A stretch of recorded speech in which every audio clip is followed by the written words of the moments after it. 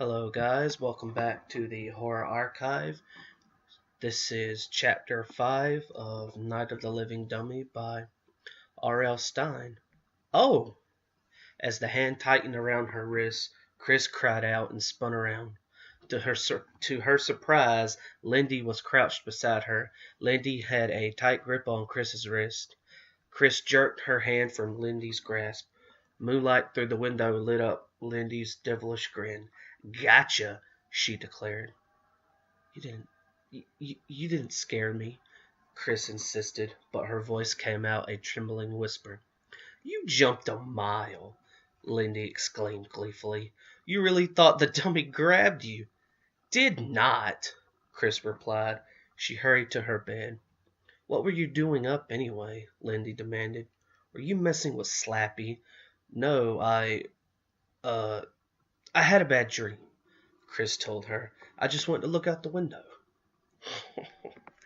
Lindy snickered. You should have seen the look on your face." "I'm going back to sleep. Leave me alone," Kris snapped. She pulled the covers up to her chin. Lindy pushed the dummy back to a sitting position. Then she returned to her bed, still chuckling over the scare she'd given her sister. Kris rearranged her pillows, then glanced across the room to the window. The dummy's face was half covered in shadow now, but the eyes glowed as if he were alive, and they stared into hers as if they were trying to tell her something. "Why does he have to grin like that?" Kris asked herself, trying to rub away the prickly feeling on the back of her neck. She pulled up the sheet, settled into the bed, and turned on her side, away from the wide, staring eyes. But even with her back turned, she could feel them gazing at her. Even with her eyes closed and the covers pulled up to her head, she could picture the shadowy, distorted grin, the unblinking eyes, staring at her, staring. She drifted into an uncomfortable sleep, drifted into another dark nightmare. Someone was chasing her. Someone very evil was chasing her. But who?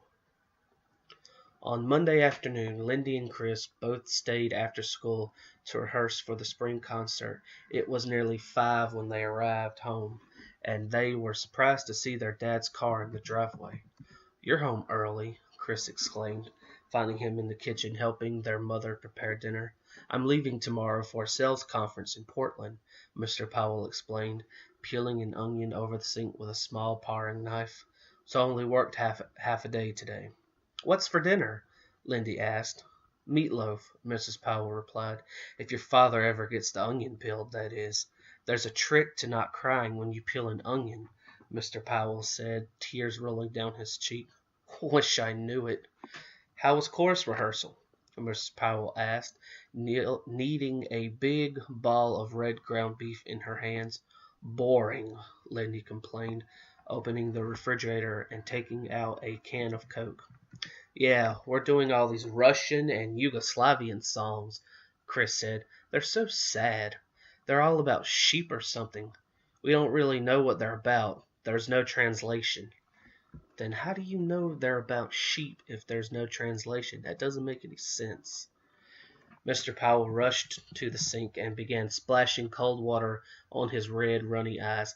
"I can't take this," he wailed. He tossed the half-peeled onion back to his wife. "Cry baby," she muttered, shaking her head. Kris headed up the stairs to drop her backpack in her room.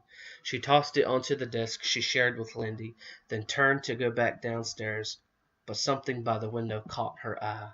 Spinning around, she gasped. "Oh no!" The startled cry escaped her lips. Kris raised her hands to her cheeks and stared in disbelief. Slappy was propped up in the chair in front of the window, grinning at her with his usual wide-eyed stare, and seating beside him was another dummy, also grinning at her, and they were holding hands. "What's going on here?" Kris cried aloud. And that's the end of Chapter 5 of Night of the Living Dummy. This has been the Horror Archive reading, and I will see you guys next time.